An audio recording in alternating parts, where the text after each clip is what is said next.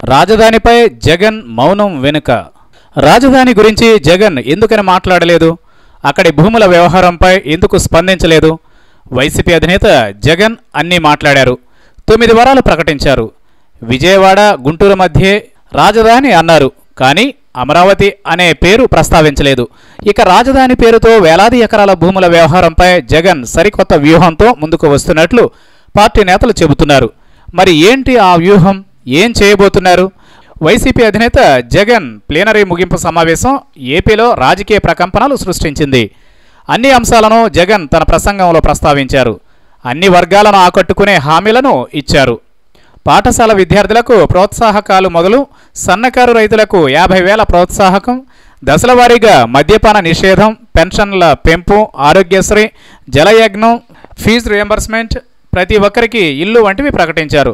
ఎటువంటి వివక్ష లేకుండా రాజకీయాలకు అతీతంగా వీటిని అమలు చేస్తామని ప్రకటించారు. ప్రభుత్వంలో జరుగుతున్న ప్రతి విషయాన్ని ప్రస్తావించిన జగన్ రాజధాని భూముల విషయంపై మాత్రం స్పందించలేదు. అదేవిధంగా చంద్రబాబు పాలనలో రాజధాని భూముల్లో 1,00,000 కోట్ల అవినీతి జరిగిందని చెప్పిన జగన్ దానిపై ఏం చేయబోతున్నారో చెప్పలేదు. దీనిపై పార్టీ నేతల నుండి మాత్రం ఇది వ్యూహాత్మకం, దాని ప్రకారమే అడుగులు ఉంటాయని చెబుతున్నారు. జగన్ నోట నుండి రాజధాని భూముల విషయంపై ఎటువంటి వ్యాఖ్యలు రాలేదు.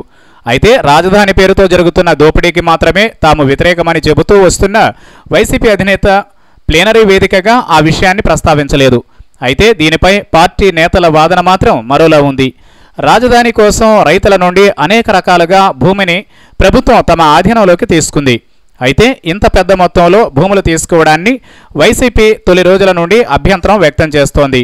ఇక ప్రస్తుత వేదికపై నుండి జగన్ అమరావతి పేరు సిఆర్డీఏ ప్రాంతమని చెప్పడం వెనుక వ్యూహం ఉందంటున్న పార్టీ నేతలు కొత్త వాదనను తెర మీదకు తీసుకువస్తున్నారు.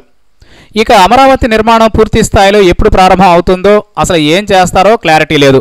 ఇటువంటి పరిస్థితుల్లో రైతులను దృష్టిలో ఉంచుకునే వైసీపీ అధినేత జగన్ ఎక్కడా ఆ అంశంపై మాట్లాడలేదని పార్టీ నేతలు చెబుతున్నమాట. అయితే పాదయాత్రలో కానీ ఎన్నికల ప్రచారంలో అయినా జగన్ ఈ భూముల వ్యవహారంపై ఒక స్పష్టత ఇచ్చే అవకాశం ఉందనే అభిప్రాయం పార్టీ నేతల్లో వ్యక్తమవుతోంది. వరుస వరాల ప్రకటనలు, పాదయాత్ర ద్వారా ప్రజలకు దగ్గరమయ్యేందుకు సిద్ధమైన జగన్ మరి రాజధాని భూముల వ్యవహారంపై ఎలాంటి అడుగులు వేస్తారనేది ఆసక్తికరంగా మారింది.